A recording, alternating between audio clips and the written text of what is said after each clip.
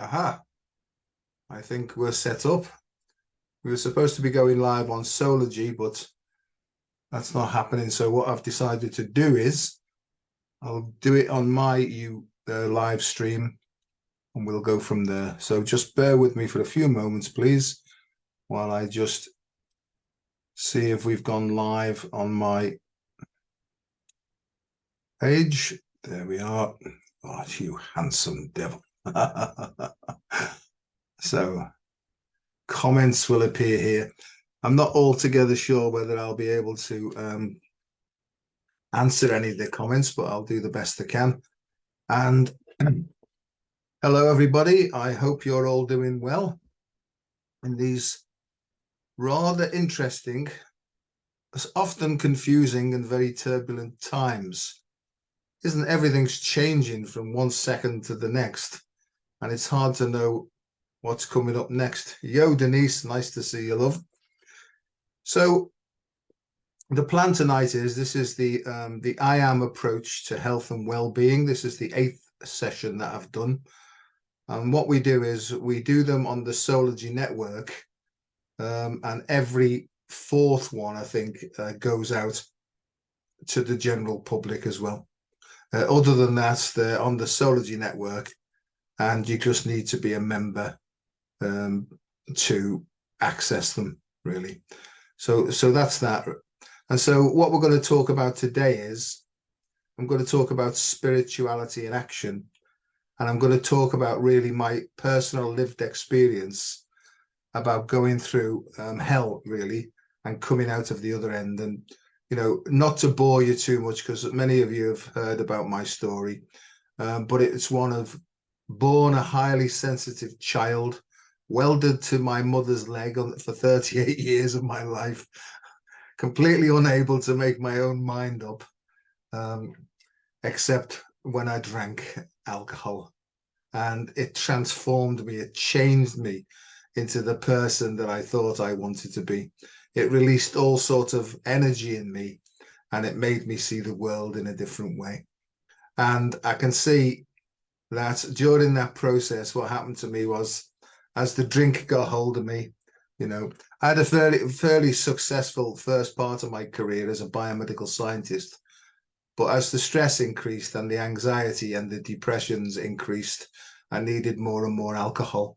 And as the years went on, over time, I lost my job that I loved. I lost my wife and kids.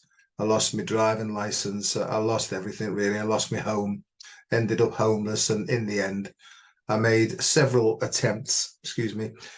serious attempts to take my own life, but it just wasn't meant to be. And during that process, I was introduced to a practice, if you like, that I'm going to talk about tonight, which has basically transformed my whole life. And I suffered a lot with trauma. I was diagnosed with all sorts of psychotic illnesses, manic depression, it used to be called, bipolar disease, schizophrenia, borderline personality disorder, all labels. But really, what I've come to, and please, I don't want you to believe a single word I say. I'm not telling you what to do. It might sound like I am. I make suggestions, but don't believe a single word I say unless it sits true with you. And I'm Dr. Joe Delaney, but I'm a PhD in medicine, and my area of supposed expertise is the relationship between the heart and the brain, and how that communication network can sometimes go astray because of the conditionings that we've been brought up with. So I'm going to try and explain some of this tonight, and also explain a very simple, straightforward method to actually start to listen to yourself rather than external experts. I'm not suggesting that you don't take advice, but I would suggest that the information that comes outside, if you stick it into your heart, and I'll explain this as I go along, there's almost like a discernment process that happens deep within us that will actually guide us to better, more quality, straightforward choices that will not only enhance our own life and the quality of our lives, but it will also help other people. And my whole thing now is that I don't do what I do to help other people. First and foremost, I do it for me. And that sounds selfish, but really it's self-caring. Because unless I'm true to myself, then I'm pretentious. And it was pretending that nearly saw me off. So there's a sort of a quick précis of where I'm coming from. Now, just a word of warning. Some of the stuff that I'm going to talk about, because a spirituality in action, it's the spiritual life is not a theory. We have to live it, really. That's my understanding of it. So we have to take actions based upon information that comes from within us. You know, we have to gain more strength, more confidence in who we are at depth, and to work with that. So that's what this will be about. Now, there'll be some stuff that I say tonight that will trigger you emotionally. If that's the case, then you need to make a note of what it was that I said, what were the circumstances, and why you felt emotionally reactive, because they're the bits in you that need looking at. And this is based upon my experience. And as I say, if anything comes up and you find it difficult, then you must work with your own health professionals as well and talk it through with a competent, mature, if you like, person. You know, don't be left. If stuff comes up, don't be left by yourself. Chat it through with somebody that you can trust, you know, and sometimes that isn't a health professional. Sometimes that could be, I don't know, some sort of a tutor, or maybe even a priest or a vicar. I don't know. Somebody that you can feel that you can offload and get the stuff off your chest without them jumping in with any advice. Because I honestly believe, and I know this to be true, in the 30 odd years, 33 years that I've been practicing this day by day, my whole life has been transformed. But I do talk stuff through when I'm not quite clear on stuff. So I don't know whether that makes sense. There's quite a few. Marie Cotter. Hello, Marie. I hope you're keeping well. Yeah. So all I'm doing is I'm just going to share my experience, my strength, and my hope. And if you're going through trauma and you're finding these times difficult, I'm going to offer you some simple tools. But as I say, my problem was that, you know, I was in a situation called denial, you know, and denial stands for, you know, don't even know I am lying, right? I was in denial for such a long, long time that it was clear to the people around me what I needed to do, but I was hiding away from the truth about what I needed to do. It's a well-known psychological phenomenon, right, that I just couldn't face myself. And really, it wasn't really not knowing what to do. It was the lack of power to change that was the problem. So I'm going to sort of explain tonight how you can dip into this unsuspected, deep hidden resource within yourself, right? And tap into it and almost be guided by this inner intelligence, right? And step by step, day at a time, breath by breath. Hopefully, if you practice these principles, then your lives will change for the better, like mine has.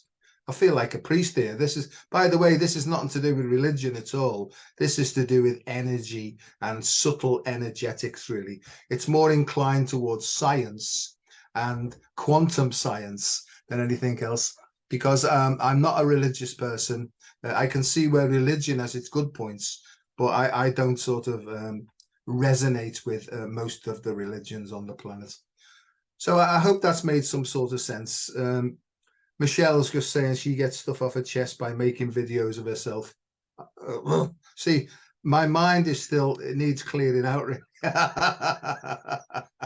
But I also know that lightheartedness, which is called levity, is the opposite of gravity. And gravity drags you down and levity lifts you up. So for me, lightheartedness is the key. And apparently they call me Dr. Lightheart. But as I say, I've got a miserable face, but I've got a little chuckle going on inside me most of the time. So on that note, what I'm going to do now is I'm just going to share the screen and I'm just going to talk through stuff. Epigenetics, Limbury. I don't know whether I'm talking about epigenetics, but I might be. I might go on to that. So let me just do this. Session 8 of the IAM Approach. to health and well-being. Okay. So I'll just ask, is that clear to everybody? If somebody could say on Bill, nice to see you, mate. So when somebody confirms, yeah, that's okay. Great. So as I say, this is the 8th session of the IAM approach to health and well-being. And what IAM stands for is the IAM is a sort of metaphysical name for our essential selves, the selves that haven't been clobbered by society, that haven't been conditioned into slavery and slavedom. You know, they're the untouched, perfectly balanced part of ourself, right? That represents who we really are. So the I am self is the essential self, the uncluttered self, right? And so the I am also stands for innate. That means things that we're born with. Assets, they're the skills and the attributes that we have, and management. So that's that little sort of clever play on words. I was inspired to think about these things. So innate or internal asset management. And basically what that means is it's using an understanding of energetics, that's the spiritual approach, vitality, to overcome emotional reactivity. Because many people, as the pressure increases and the stress increases, they're becoming more and more emotionally reactive, more and more frustrated, more and more angry, more and more resentful, all those things. The negative emotions are emerging rapidly. And it's almost like there's a whole situation of chaos going on. I've also called this using innate intelligence. So that's that deep wisdom that we all have inside of us, according to me. You don't have to believe me, to overcome trauma. And as I say, I'm Dr. Joe Delaney. I've got a PhD in medicine, and that's it, really. I'm not a prescribing doctor, but I'm just talking about my own personal lived experience. So we'll have a look about what we did last time. We'll see what is spirituality in action.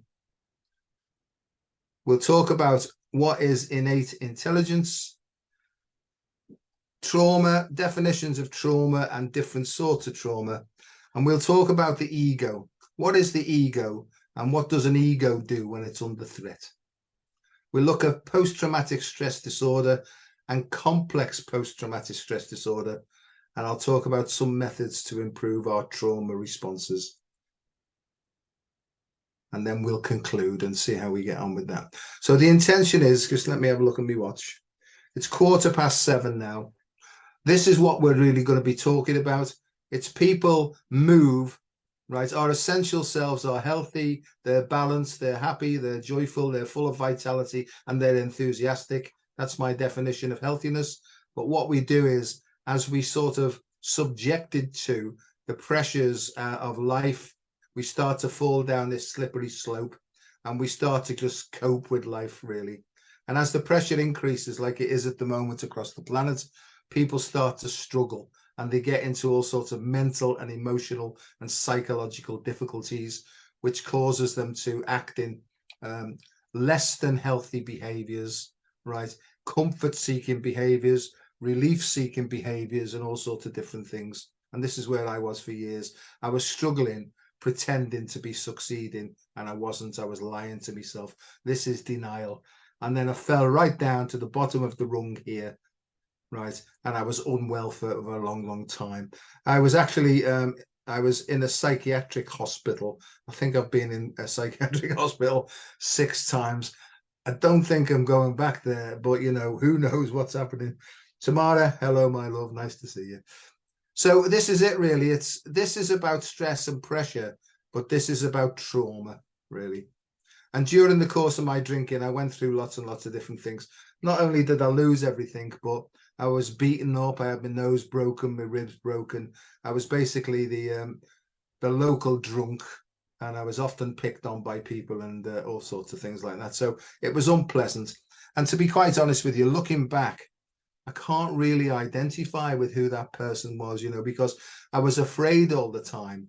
But you know, I was also an arrogant person as well. So on the one hand, I was fearful. On the other side, I was arrogant. So that's where the split was, really. I was a sort of a split personality. And what we're going to talk about is the I am approach has got 4 quadrants. And what we do is, in the Western world, we tend to look at the biomedical side first, the physical. We sort of disregard emotions, just tell people to grit their teeth and get on with it. So we use our intellects or our knowledge base. So really, most of us are just operating from head and body, head and body. And we seem to lose out, we miss out and disconnect from our deeper spirituality. And I'll explain what that is in a minute. And we tend to sort of repress emotions. We close our throats, we push them down and compress them in an attempt, and we grit our teeth to get on with life. And my understanding now is this is a truly holistic model. If we don't have all these balanced and working harmoniously, we can't be this whole full spectrum human being. And that's where I was for a long time. I was only basically half-hearted person and just a half a person, really. And there's loads and loads of information now to show if you only live a half a life, then your brain, your two hemispheres of your brain are in opposition to each other most of the time. And that's something called cognitive dissonance. It's basically when one side of your head is knocking hell out of the other side of your head. So the whole process of the IAM approach to health and well-being, it's a dynamic process. But if you work it out, a human being isn't a noun, that would suggest some sort of stationarity. A human being is constantly changing all the time. Our cells are changing, our heart is beating, our blood is whizzing round and all that. So it's a dynamic process. So what we really need is, in order to achieve balance and to reduce the amount of emotional stress from trauma, what we really need to do is we need to get deep within us first and try and access, if you like, right, our deeper inner wisdom. It's the part of us that knows us better than anybody else.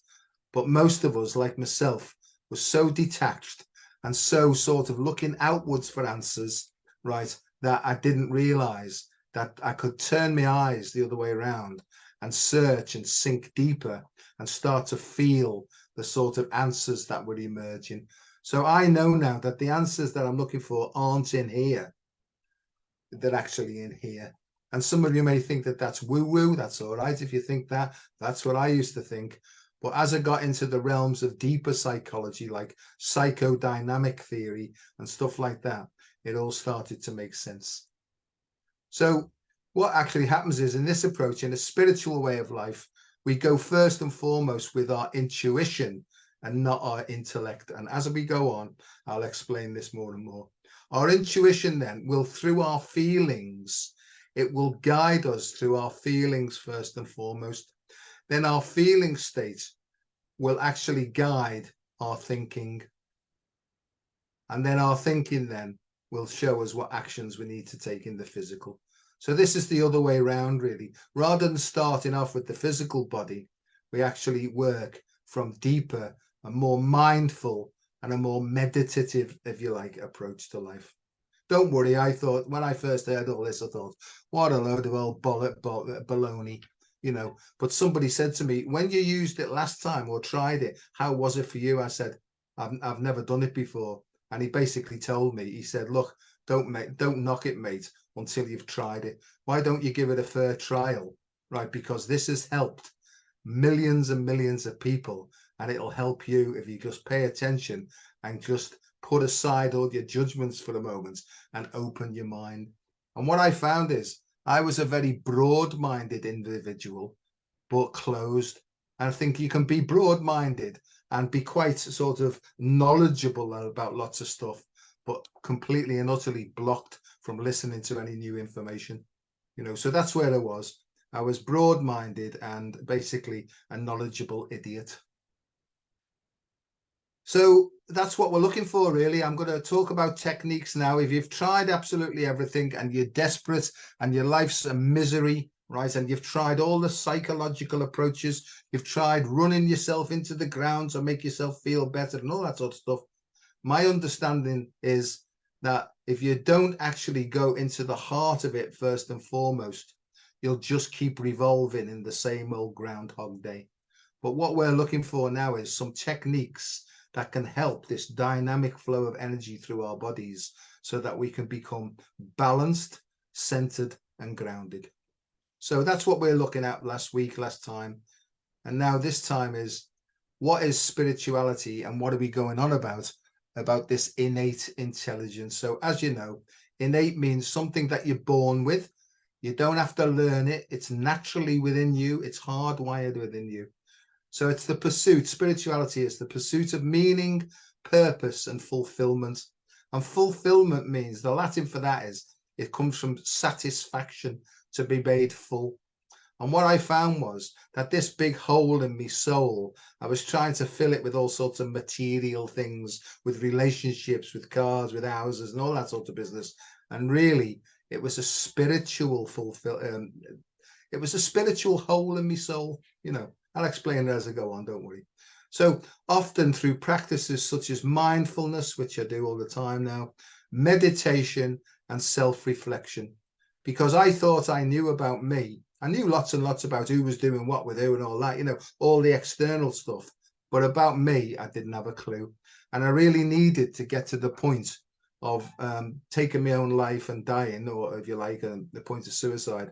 I really had to get to that point before the light went on, you know.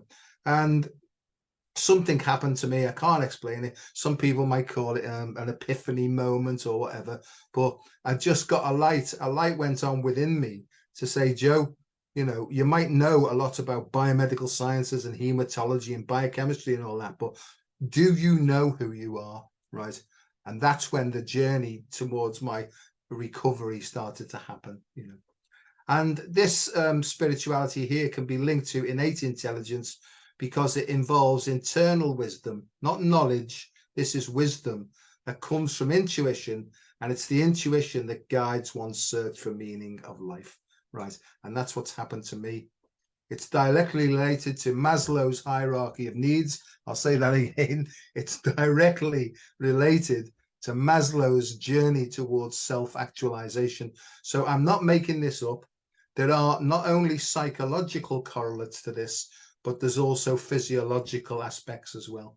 But this is also, I've learned so much from Eastern techniques, and what I'm trying to do is combine the two of them together, right, in order to make a sort of a whole model. And basically, this is what this is about. Spirituality is the integration of diverse, that means different things, health practices from across the world and healing modalities. It recognizes the interconnectedness of mind, body, soul, and spirit in promoting overall well-being. And this can be linked to innate intelligence because it involves an internal understanding. That's a deeper feeling. So we focus on feelings first, right? The interconnectedness of physical, mental, and spiritual health.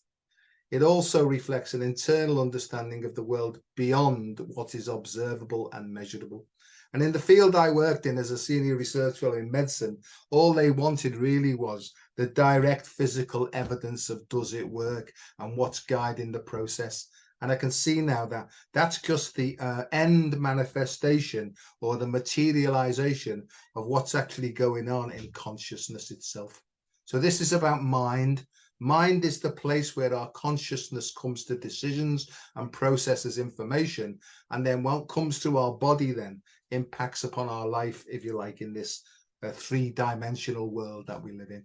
I hope I'm making some sort of sense here. If someone wants to say something or say, shut up, Joe, or go back or whatever, I'm quite happy to do that if I can. So I like playing with words. That's the internal asset management, or the IAM approach, or the IAM presence, knowing in the now. Because lots and lots of people are talking about you've got to live in the now moment. But from my experience and from watching people, they're actually tense. You know, they know what they need to do, but they're tense and are on the lookout all the time. And that's basically what trauma does for us. It puts us into a state of hypervigilance where we become very wary of everything that's going on. So we're tense, we're frustrated, we're very reactive. So I'll talk about this more as we go forward. So the I am presence, innate intelligence, living in the now moment, and intuition, they're all basically the same thing, really. And I tend not to use these words here because to me, I mean, and I'm a scientist, you know, I think that they have like a sort of a woo-woo thing. And when I get into the woo-woo speak in the health and medicine environments that I work in, people seem to close down straight away. So I use words like intellect, intuition, physiology and stuff like that. So what I'm trying to do is I'm trying to lead with proper science, not this multimedia science that you see on the BBC and stuff like that. Nothing to do with all that. This is real science that's based in real evidence, right? Real evidence, right? And stuff that's not afraid to be questioned either. Real science is not afraid to be questioned, because that's how we come to our proper conclusions. Joe, stop it. You'll be getting into trouble, right? So these above here collectively represent an individual's ability to access a deeper wisdom, understanding and guidance from within, and we transcend. That means we climb above limitations, or we dissolve the limits of our rational mind, that's our logical working everyday mind, and embrace a more holistic and intuitive approach to life and decision making. And what that means is intuition works beyond our human logical mind. This is something comes, and I'll just explain it in the words I use. It's something that emerges from deep within and almost gives you simple instructions like, Joe, just turn left at the bottom of the street, and that's how I live my life now. It's simple, it's straightforward, but I live my life now with a feeling, not through all sorts of analysis paralysis that goes on in my head. So I've developed a sort of, if you like, a connection with this deeper part of me, and I'm constantly sort of in communication with it. And this isn't something that's outside of myself. This is something that's deep within myself, And as I go on, I'll explain the interrelationship between Maslow's hierarchy of needs. And I call this, it's a heart-centered approach to life. And the way I see it, and I know these words sound religious, but the way I see it is our hearts have closed down and are basically in traumatic and sensitive situations. Our hearts close down and they're basically always on the lookout for danger, So that's when our hearts are closed. And when our hearts are closed, basically, we just live a life from our gut to our head. So it's like gut, head, gut. And we miss out on this sort of open-hearted, more sensitive, more beautiful way of life, really, to be honest with you. Don't get all soft on me now, Joe. Okay. So trauma. Trauma then is a lasting emotional response that often results from living, hang on, I'll have to just move this bit here so I can read what I've put. Through a distressing event.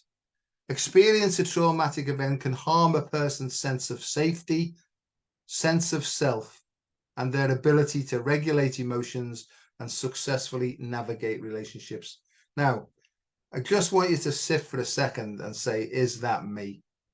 Do I do that? Because if you're this type of person and you're emotionally reactive, right? And some people can be emotionally reactive and be expressive, but some people can actually be emotionally reactive by repressing the emotion and becoming and internalizing it, really. So some people can be outwardly expressive and some people can be very, very deeply repressive.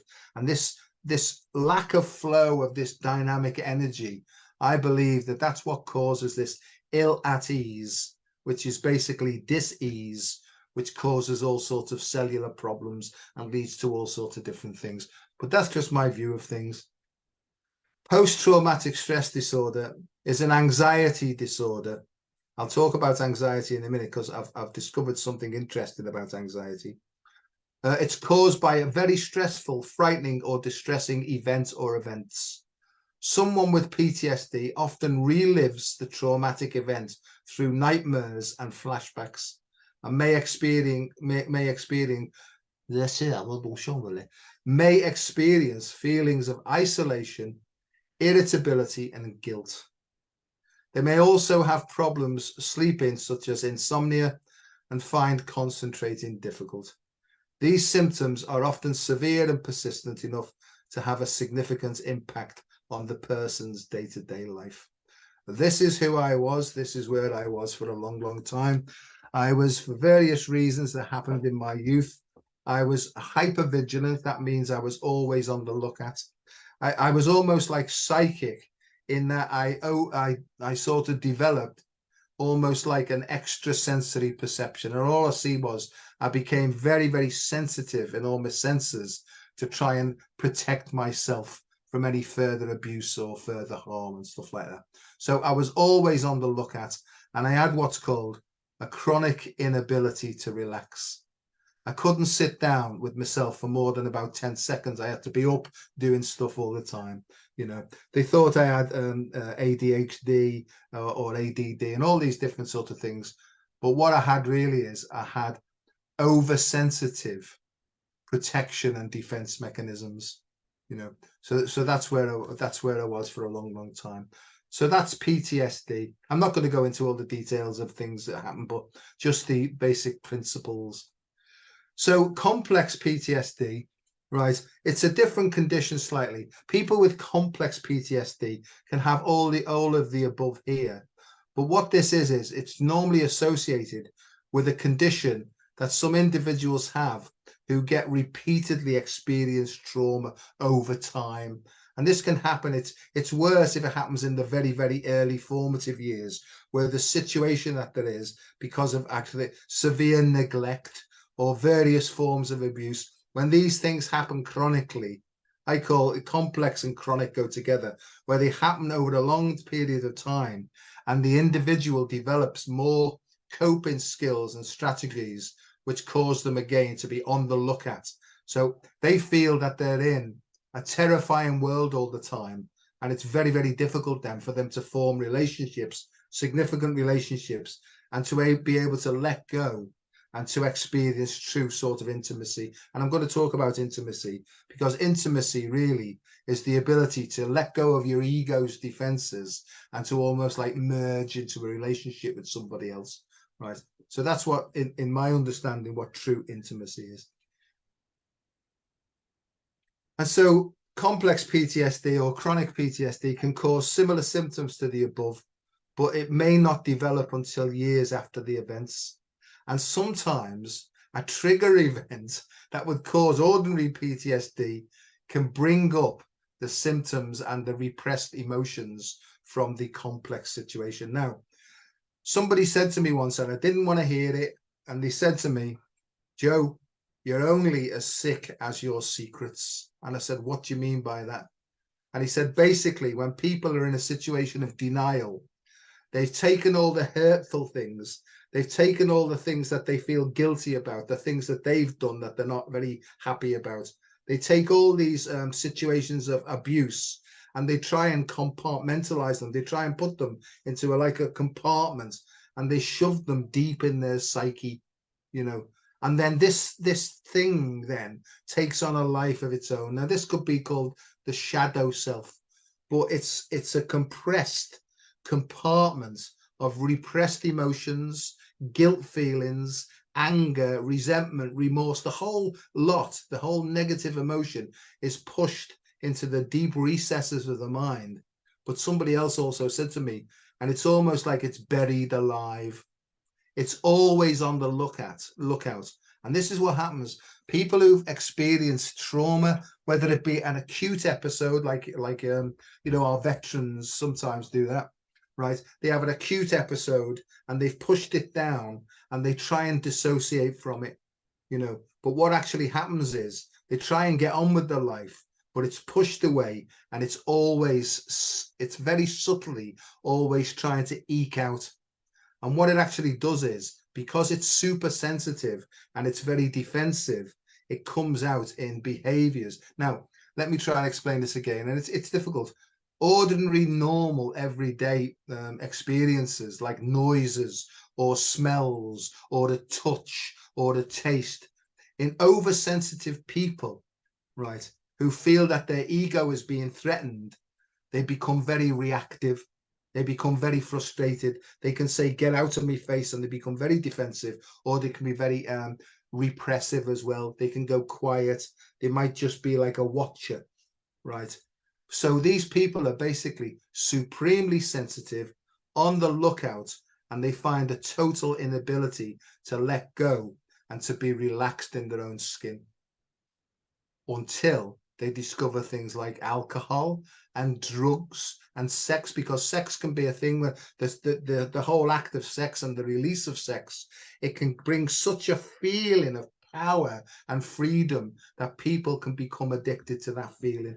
So alcohol can release these feelings, drugs can release these feelings, even retail therapy that makes you feel good, that can release this thing as well. So a lot of people who've had these hypersensitive traumatic experiences, they're sort of become addicted to comfort seeking or relief seeking behaviors.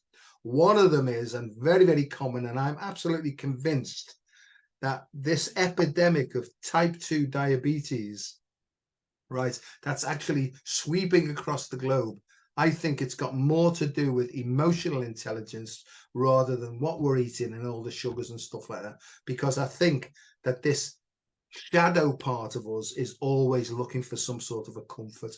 I don't know whether I'm making sense. Oh yeah, thank you, Tamara, for this.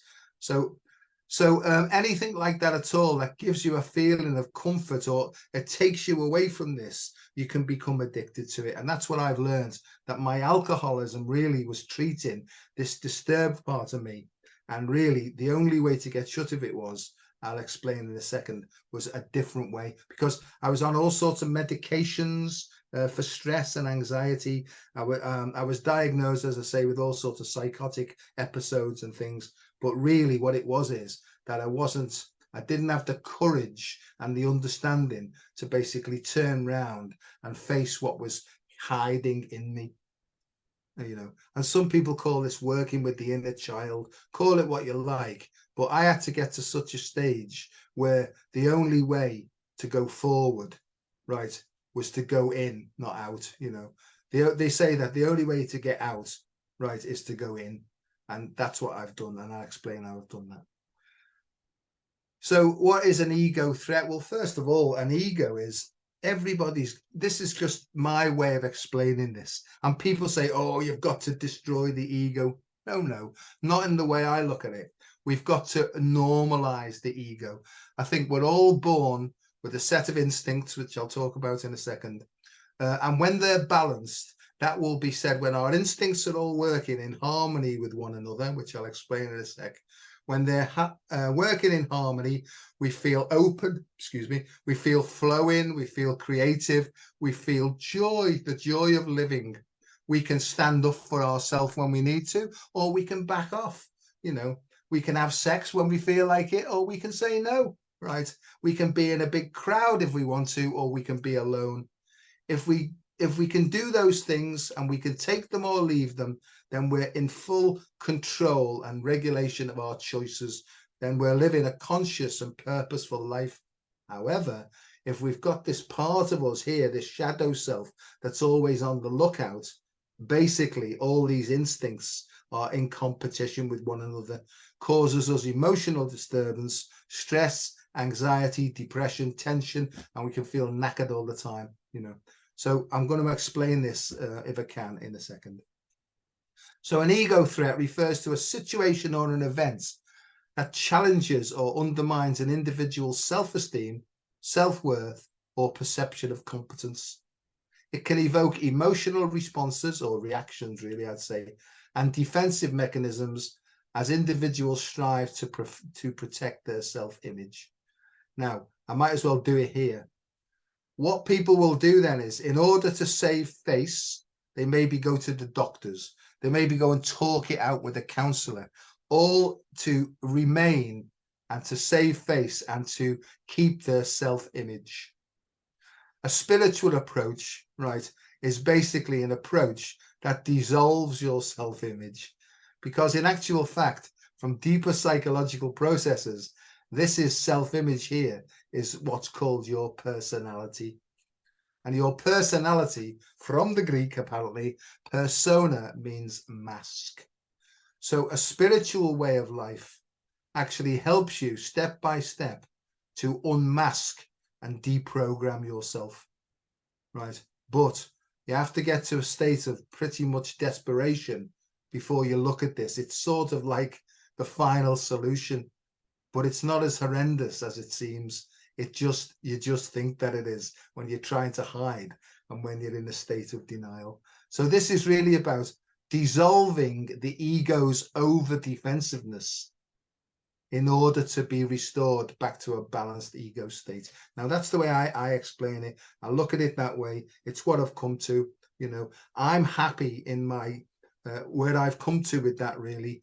If different people want to use different words, but in the end, if you're not in a situation where you can sit with yourself for more than a few minutes and you can be comfortable, no matter what the world is throwing at you, if you can be comfortable, you feel emotionally balanced and clear-minded, right, then that to me is the degree of perfection that any human being can be in, when all our instincts are actually working together rather than against one another. And I know that it might sound quite difficult, this, but I've got like a picture coming up in a minute that will hopefully explain it a bit better. How am I doing for time here? Oh my goodness, it's nearly 1:45. So ego threats can elicit defensive responses such as denial, rationalization, aggression, right, as individuals attempt to protect their self-image. So this is all about letting the image go, really, right? And the only way that, in my opinion, that you can let your image go is, right, by acceptance. Okay, this is where I'm at the moment, right? This is who I am. Why don't I feel comfortable with myself? Which of my instincts has been threatened? I'll talk in a second. So managing ego threats by dissolving the over excessive defensiveness is crucial for maintaining psychological well-being and to promote personal growth. This is the bit. I didn't have a clue about this, that it was my instincts, right, that were over exaggerated and always on the defensive, right? And they were driving the way that I felt. So the instincts develop emotions, emotions develop feelings, feelings develop the mood state. That's how it happens. And what are instincts? Instincts are innate. That means that we're born with them. They're automatic behaviors that are hardwired, so they're in our neural architecture, in our biology. They provide us with the ability to respond to certain stimuli or situations. So all human beings are born with hardwired instincts. However, that's our primary nature. But over time, and even in our ancestral, these instincts, right, develop and become conditioned. They become programmed, and therefore they're directed away from their naturalness, right? And that's what actually happens. The behavior of our ancestors is actually encoded in our DNA. I know this is going a bit deep, but what we need to do really is we need to find out which of our instincts are out of balance, and we need to find ways to rebalance them. And I'll explain this. So they are automatic. Instincts are automatic and innate responses to specific environmental stimuli. Now, what actually happens with people with trauma responses and PTSD, they might be in a situation where they hear a noise. The noise will not be the same noise. Say they've been in a shell shock situation. They might hear a really sort of explosive situation, and it brings them this automatic programmed response of defensiveness. And you can see that it isn't the same noise. It's a similar situation, but the internal mechanisms, because they're over defensive, right, they immediately go into this programmed situation. And that's the problem.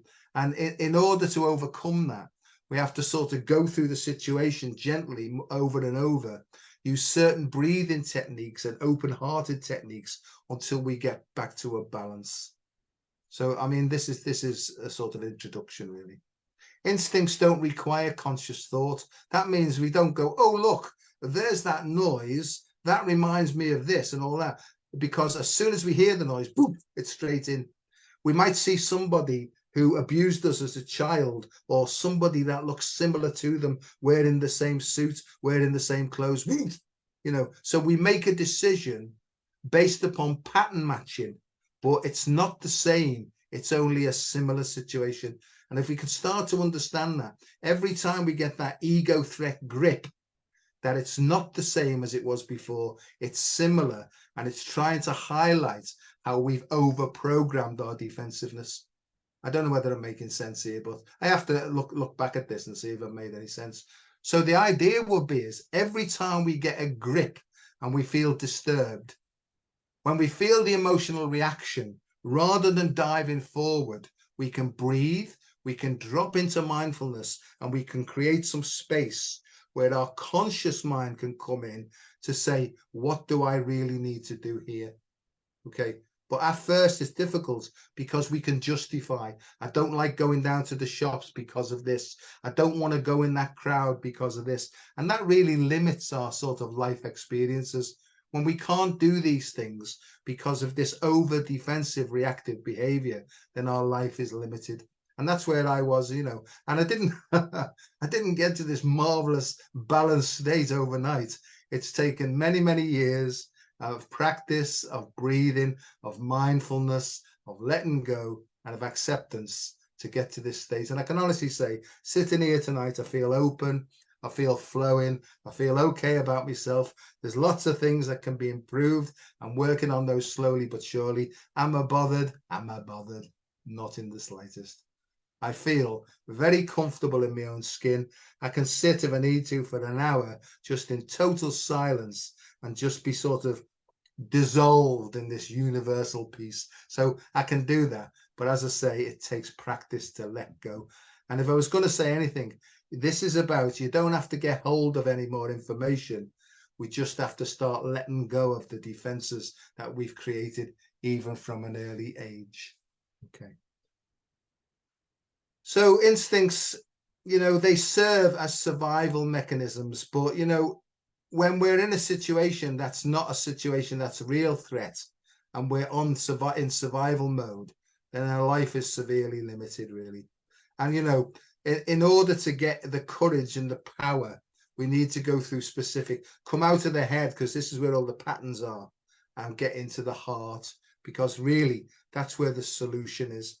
The heart and the energy of the heart is a dissolution. It's a dissolving mechanism that dissolves all these extra sensitive, extrasensory sort of defensive patterns.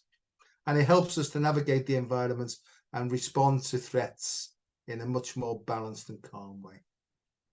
Instincts are often inherited through genes and passed down from generation to generation. So that would be an epigenetic phenomenon, really, is that we're even having to deal with the programs of our past ancestral sort of connections, you know. So if you're into sort of into yoga and all that, they call this karma, you know. And we sometimes, in order to be released and to get back to perfect stillness, we almost have to work our way through our own personal reactivity, and then we get into our sort of familial stuff then, and then we get into our ancestral stuff, until we eventually go all the way back right to the beginning, and we reconnect with universal consciousness. Sounds good, that, doesn't it? There you go. Instincts can be compared to automatic reflexes, triggering specific responses in certain situations. Okay, here's Maslow's hierarchy of needs according to Dr. Joe, really. And just let me say something in the end is, what I've had to realize is, and I'll talk about the mechanisms I've used at the end, that might be where the triggers come up. But when we're born here at the bottom. So this is where we pop in. If there was two legs going down from this bottom one, that's the legs. So this is almost like representative of the human body. And if we grow up in an environment that's safe and secure, that allows us to develop ourselves, then we sort of go through here, we meet the trials and tribulations of life, and right at the end there you go, oh, that was really good, I quite enjoyed that. I think I'll come back for a different session. Right. So that's that one. But what actually happens in trauma and oversensitivity is, we can spend most of our time basically in this bottom one here, because fear causes us and our consciousness to be continually looking out for our own safety and our own security. This is called egocentricity, and that means self-centeredness, but it's not self-centeredness in a sort of negative connotation. It's oversensitivity and over defensiveness. Now, when we're afraid, We need to go here because this is also associated with the adrenal glands as well, but talk about that in a minute. So what's supposed to happen is we're born here. As we grow through life, if we're balanced, the first thing is this is where we get the power to defend ourselves and look after ourselves. Then we move up then, and other feelings of an almost human nature come on board, and they're the reproductive instincts. So this is security of the self. This is security of our race and to keep the race going. And then we move further up then as we grow in teenage years, we move into the society of others then, where we can be comfortable. If people want us to go out with them, we can say if we feel like it, no, I think I'll stay in tonight, right? However, if we've got too much energy going on in here, we can lose. If we're afraid all the time, we can not get into the understanding of sex and intimacy. And so we find it difficult when we're in personal relationships, right? And so that can have problems. So as stress and anxiety and depression increase, sometimes we spend too much time here and we're not able because the instinct here is holding us down. So we can lose interest in sex. We can become more, less intimate. I can't think of the word at the moment. Do you see how that is we're too fearful and on guard all the time, then we don't grow into normal sexual behavior and intimacy. We feel uncomfortable. We can have social anxiety disorder. Now, sometimes some psychological treatments would say, oh no, you've got to force yourself, go into the middle of the crowd. And, no. What we have to do is we have to come down here and we have to develop our groundedness and how secure we feel on Mother Earth, so that's another thing. So if we're going through here in fear all the time, we'll physically grow, but psychologically we can remain emotionally immature. That's where I was for years. I was always trying and pretending to be grown up, but on the inside it was don't get too close to me and don't ask me any hard questions and stuff like that, So in society, I couldn't look anybody in the eyes. I couldn't talk to anybody. I couldn't talk to girls. It was just impossible, except if I had a few drinky poos. That all changed because all that repressed stuff from here and here came to the surface, right? And that's what it is. It temporarily let all that energy out, which made me feel powerful. And that's what I got addicted to alcohol because it made me feel alive. And I could do all these things. I could chat to people. I could dance. I could do all those things. So it gave me Dutch courage.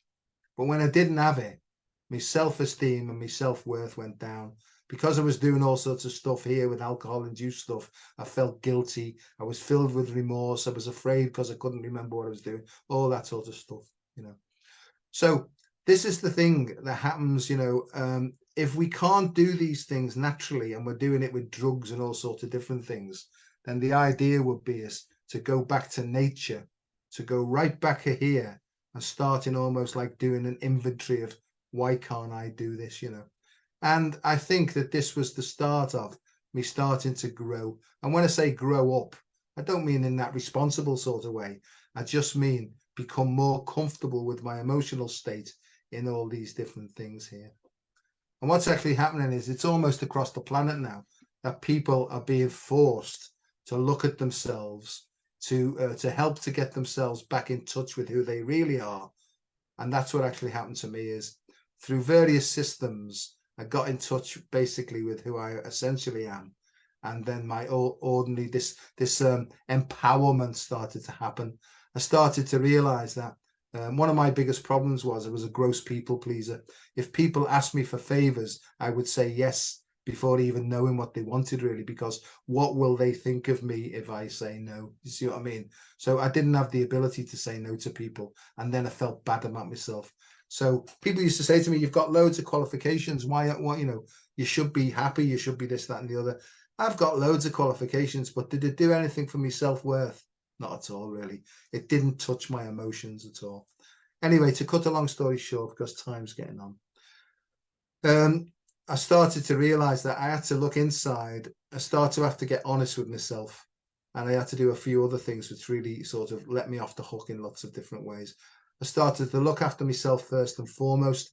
That includes physical health, emotional health, and mental health. I met a group of people who I can just share completely and utterly, open-heartedly.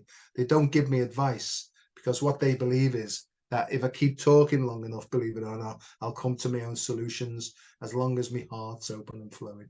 You know, so it's all about something called being authentic. And I thought I was an authentic person, you know, but I realized that most of my life was based upon pretentiousness and pretending. And then I started to realize more about myself. And I think I'm probably at this bit now where I'm comfy in my own skin. I'm quite happy with what I'm doing. I'm quite happy with where other people are. I don't interfere so much in other people's lives. I just get on with my own thing now. And I relatively, you know, yeah, I'm okay, but there's always room for improvement. But, you know, if people might be familiar with these as well, because this is Maslow's hierarchy of needs. It's a psychological triangle pyramid. But here's the 7 spinal chakras as well. So the people in the East have known this for thousands and thousands of years longer than the people in the West have known. So I've tried to understand how different chakras, but it's amazing actually, because the different chakras also correspond with these different stages of evolution of man and woman.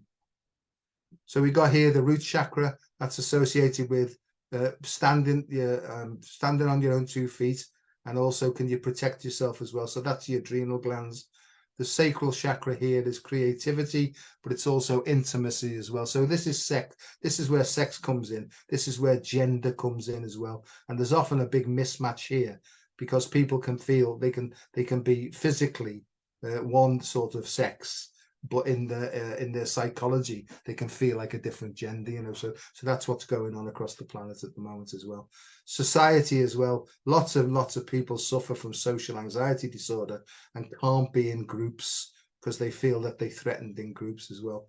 And this is all to do with post-traumatic trauma responses and over defensiveness, you know. And so as a consequence, when you feel crap all the time, your self-esteem plummets and you just think, what's the point of it all, really? But when you sort of turn it around on its head and you get into the heart centricity, then things do actually switch. So then we've got the heart, and that really is where the solution is. You know, then when we get a bit of heart and a bit of courage, then we can open our mouths and we can express how we truly feel. And then we start to see things more clearly. This is called the brow chakra. But more than anything else is this one top of the shop here, the pineal gland. That's when we start to realize that maybe there's other forces outside of ourselves that we can call upon for help. Now, if you're a religious person, you might think that that might be God or, you know, angels. Some people think that we're being guided by extraterrestrials. I don't get into that, but I know by the way that I feel that I can sort of almost like open my heart and just say, I haven't got a clue here. It's almost like intuition and inspiration comes in, which gives me more ideas on the choices that I need to make.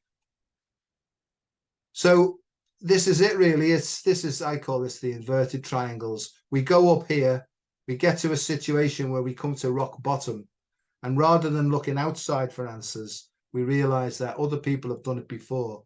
So rather than expecting, we start inspecting. Who am I?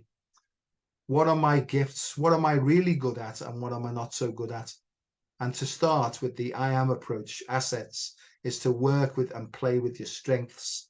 Because if you're always working, right, to try and redevelop or develop things that aren't natural, you'll be exhausted all the time. So if you work with your strengths, over time, you gain more and more courage then to work on the things that you're not so good at. And then you become almost like a full spectrum, multimodal human being, or if you like, a multi-dimensional human being. And then if you start to let go, you're almost like automatically then start to emerge and ascend up this Jacob's ladder here. And at the end, you come to this point of self-actualization where you can bomb off into the cosmos and go and live on another planet, if you like, and stuff like that. That's what some people believe. What do I believe? I've got no idea. From one day to the next, I've got no idea what's happening. I just open my heart. And this is true. This is what I do. I say to my heart and my soul, I say, okay, what's on the cards today? And then I get a feeling is go and do that. Go and wash the dishes. Go and do that. Get on with your work, or go and have a play, or go for a run. And I just go with the feeling. And it all seems to fall into place as long as I keep this out of the way. Okay, what have I got going here now? Oh, yeah. So that's basically what happens. The normal balanced way a human develops, and I think that we're going to get back there, is that we develop first of all instincts. Then as we move up through growth, we develop our own intellect then, and that's a knowledge base. And basically speaking, most people on the planet, right, don't get past this stage here. We come to like, we're in our lower self here, and we just keep revolving because we keep looking for answers outside of ourselves. But I think people are being sort of almost like forced in a gentle way now by the universe to go inside, because what happens then is, this is the point when spiritual awakening happens, and we become to realize that there's much more going on, not only within us, but around us in these invisible realms, right, that we've been almost like manipulated and diverted away from. Because believe it or not, there are nefarious organizations who want to keep us in this sort of 3D reality. But I think that they're failing in their mission, right? That's what I feel. So then we develop intuition then. Intuition just means to be taught from within. And then really our life just becomes an inspirational life where we just go with what we feel, one breath at a time, one moment at a time. And, but there's always room for improvement. And my thing is now, I used to think I had to help people. And first and foremost is I just have to help myself. And it's sort of a paradoxical way or ironic way that what I do to improve my own life seems to radiate out, and it does help other people as well.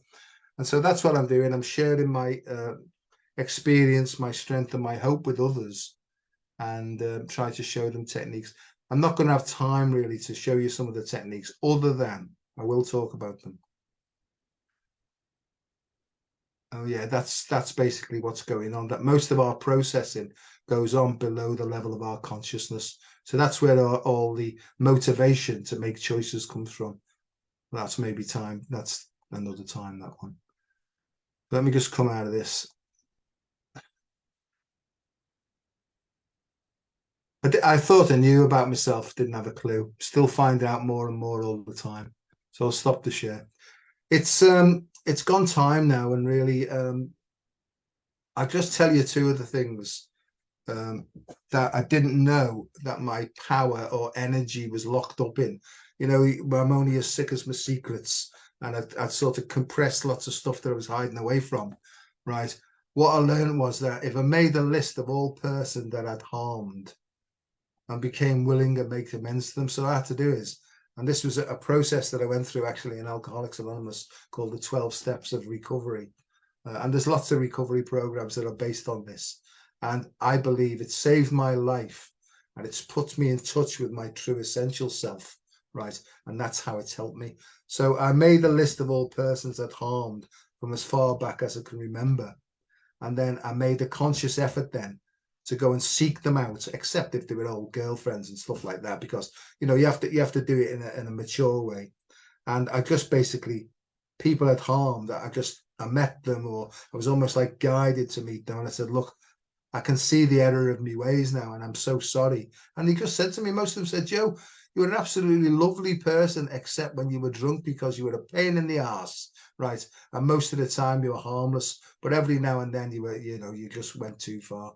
And he said, we're glad you're getting better. Off you go. And every time I did that, because it's almost like I had to take that action to knock a bit more of my pride away. So it was humiliating, but it was my attempt to clean my side of the street.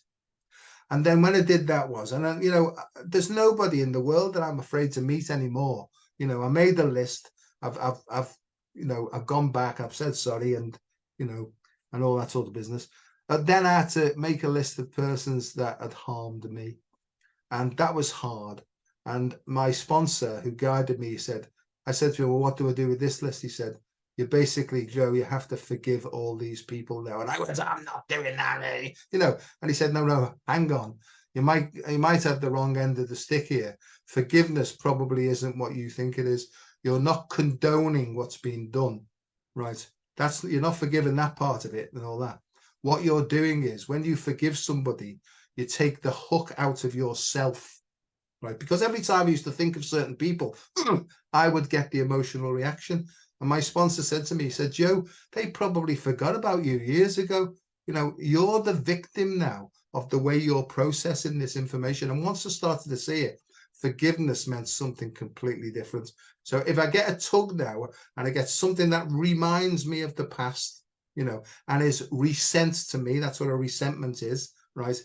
I can feel the tug, I can go like that, and I can breathe it away. And I can basically hand them over to the universe, right? For the universe to deal with them while I get on with my life. Because if I don't do that and I keep hold of a deep resentment, then I'm never going to be free. And that's the way I look at those things. You know, I'm not being like Father Delaney here. It's just that once I started to see that it was because at some deep level I was still hanging on to this thing here, right? And I had to release the hook, you know, and let them get on with it and let me get on with it. So they were the two things that helped me a lot, really. And I suppose if you want to become a clearer channel for this universal information to come through, that you might want to consider doing that, as well as make a list of all persons you've harmed and make a conscious effort, if you can, to go out, find them and say sorry, right? And that's hard because that's a leveling of your pride, you know, and I think it's called being sort of restored to sanity and getting back to a more humble approach to life, or humility. And the other thing is, as well, is to basically forgive the people that, you know, have harmed you. Because somebody said to me, Joe, life isn't getting done to you, it's being done for you. And they've explained to me, you know, and I don't know whether I fully got this yet, but it's almost like I picked this adventure even before I came here, you know. And there's a part of me that thinks that that possibly could be true, you know, but I don't get too involved in it really. So it's about freedom, you know, it's about freedom from the bondage of self, right? But if you've come to a point of desperation, maybe you can consider looking at a different way of looking at things. It's about not getting shut of the ego, it's getting shut of the egomania. And all egomania is it's when we've extended our defenses as outside normal limits, and everything's like conflict all the time then, you know. And let me just have a feel of where I'm up to. Is that make some sort of sense? Does that make sense? Or maybe I have to play this back, but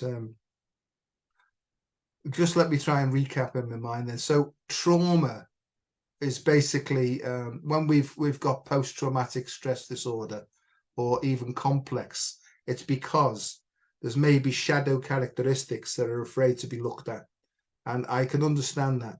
It's really only through opening the heart and allowing our intuition to guide us one step at a time to release these things. And in that process, through this spiritual, intuitive guidance, we start to grow then emotionally. As we grow emotionally, our courage increases. It gets us up and running then to want to go further. And what I found with myself is the stuff the energy that I was doing to keep this stuff contained starts to get released back into the system, and you can start to enjoy life in a more vital, enthusiastic, creative way.